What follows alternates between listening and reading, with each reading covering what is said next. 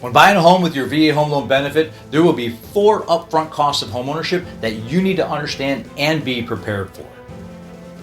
Hey, Joe Latanzio with eXp Realty. How much cash you will need will vary just depending on many factors. Now, remember, the VA home loan is a zero down loan, but you still have upfront costs that you cannot incorporate in your loan. Here are the 4 upfront costs of homeownership. Number 1, earnest money. As a buyer, you should think about including a good faith deposit, like I like to call this your skin in the game. It signifies that you're a serious buyer. There's no hard, fast rule that says you have to put a down earnest money, but sellers and agents look at that earnest money as to how serious you are as a buyer. And that could range anywhere from a couple $100s and up, just depending on the deal.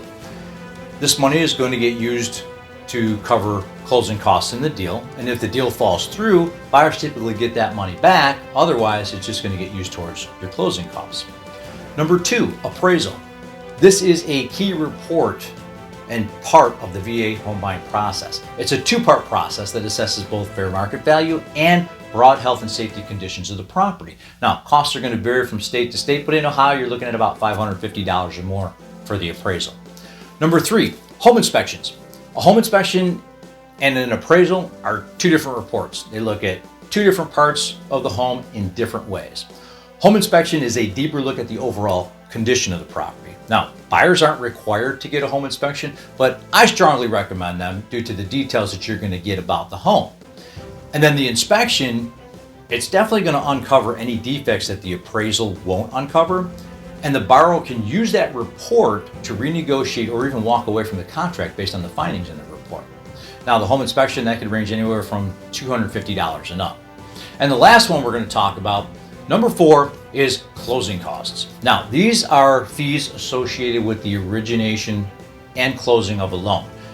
Borrowing money is not free, and the closing costs can vary just depending on your location, your purchase, and what you can negotiate with the seller. Now, the lender's going to give you an estimate of your closing costs earlier on in the process, and you can speak to your agent about how to proceed based on your financial situation.